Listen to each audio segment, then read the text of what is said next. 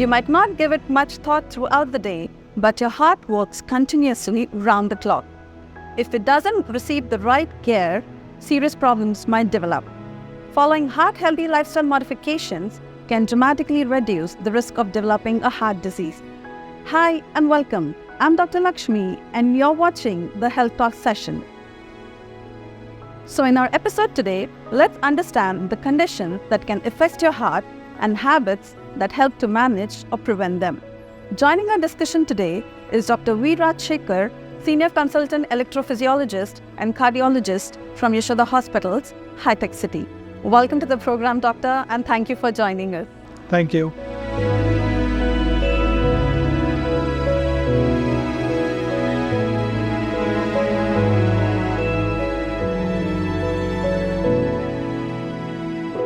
So not long ago, heart diseases were primarily a problem of older adults. It was very rare for anyone to get a heart disease 40 years and younger. But now, every 1 in 5 adults is younger than 40 years. So what is your take on this, Doctor? It's a trend that we have been observing for quite some time now. In fact, if you look at the Indian population, compared to the Caucasian population, we seem to have a greater vulnerability to heart disease. And we seem to be affected by heart disease at least a decade or a decade and a half earlier than our Western counterparts. So it is a genetic predisposition which puts Indians at risk of heart disease at a younger age compared to the Caucasian population. That is one part of the story. The other part of the story is the changing lifestyle. The lifestyle is changing, and we are getting more sedentary, more of office workers, and our food habits are changing. We're not sticking to ideal good food habits, and there's a lot of junk food and a lot of unhealthy food that goes on because of lack of time or lack of resources or whatever reason. And sedentary lifestyle, because now most people are desk workers. They work on a laptop or on a computer or the system, and they hardly get any time to exercise. So that's an important factor that is responsible for heart disease. Also is important that the incidence of smoking and alcohol consumption has gone up exponentially in the younger population, and both these are very strong risk factors for heart disease in the young. And finally, we cannot discount the effect of stress. Work stress is affecting millions of Indians, especially young Indians across all professions. And this plays an important part in the causation of lifestyle diseases like diabetes, hypertension, and also these serve as triggers for heart disease. So let's start by delving into the direct link between lifestyle choices and heart health. So can you explain how our daily choices and habits affect our heart health, Doctor? Definitely, lifestyle is a very important risk factor for heart disease. When we say lifestyle, it consists of several components. One is food, second is physical activity, and third is habits, lifestyle habits such as smoking, alcohol, etc. So in terms of food, I think we are increasingly moving into a system where we rely more on refined carbs and processed foods for our nutritional requirements. So these are foods which have high glycemic index and which have an important role to play in the causation of premature diabetes and premature heart disease, and also have a certain role in the causation of hypertension. Also, the researchers have found that whenever the diet is predominantly based on the carbohydrate, whenever the carbohydrate content of the diet crosses 50% of our caloric source, then the risk of heart disease starts increasing significantly. So ideally, one should have a diet which is low to moderate in carbohydrate, high in protein, and has low to moderate amount of fat. So earlier concept that high fat diet is bad for heart is no longer valid, because a certain amount of fat is required for general health, and therefore a moderate intake of fat, especially good fats, is important for health. So no doubt diet plays a significant role in our heart health. So can you elaborate what individuals should include in their daily diet, and are there any foods to be avoided, doctor? So I think people who want to prevent heart disease should keep away from refined carbohydrates and processed foods. So refined carbohydrates are like refined sugar, polished cereals, or off-the-shelf food such as bread and biscuits and stuff like that. So people should go into more ethnic and more traditional sources of calories, such as complex grains, such as the traditional grains, such as millets, complex carbohydrates which have high amount of fiber and which have enough source of protein, so that these have typically low glycemic index. They do not cause a surge in the insulin level because of rapid absorption of surge in the blood glucose, and they cause a surge in insulin level, and that causes insulin resistance and all the other metabolic disturbances. Therefore, people should opt for a diet which is more in complex carbohydrates, rich in proteins, and they should also look at consumption of healthy fats. What are the healthy fats? Healthy fats are those that increase the good cholesterol in the body, and these are also required for the general well-being of the individual. The sources of healthy fats are say nuts such as walnuts and almonds, and certain sources of fat such as avocado, and certain plant sources of fat. These are actually good sources of fat, and these are usually good for improving the heart health of an individual. So physical activity is often emphasized for a healthy heart. So how much should individual aim for, and what are the different exercises or activities that you recommend, doctor?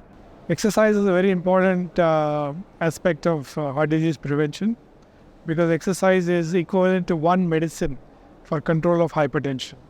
Also, exercise also helps in regulating the blood sugar and controlling diabetes. So what are the type of exercise? The best form of exercise is moderate intensity aerobic exercise. Aerobic exercise is one that actually the heart rate goes up to a certain level and is maintained at that level. And the recommendation is that a minimum of 30 minutes of moderate intensity aerobic exercise, at least 5 times a week, is required for preventing heart disease. This is the minimum that is required. In fact, people can do more of this exercise and the benefit is likely to be higher. So aerobic exercise can be in the form of brisk walking or jogging or running or swimming or cycling. It can also be in the form of a sport such as badminton, tennis, squash, etc., depending on the individual preference and depending on the individual level of fitness. And it can also be in the form of hiking, mountain climbing, and so on and so forth. So you've mentioned earlier that stress is a common part of a modern life. So what are the different effective ways that one can manage stress, and how does stress affect our heart health, doctor? So chronic stress is an important factor that causes heart disease in people who are otherwise healthy. They seem to be eating normally, they seem to be eating healthy, they seem to be exercising, they don't seem to be overweight, yet they seem to have heart disease.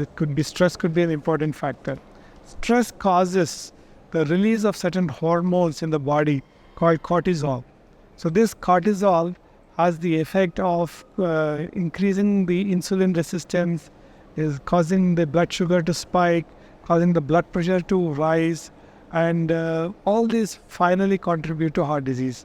Therefore, stress is an important factor, not only in the causation of heart disease, but also in the aggravation and perpetuation of the risk factors for heart disease. So tobacco is not only a risk factor for many other diseases, but also for the heart.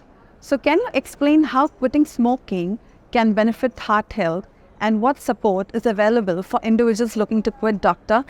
Smoking is a very important risk factor for heart disease, because smokers have typically higher chance of having bad cholesterol. They have higher chance of having what is called plaque rupture and clotting in the arteries of the heart.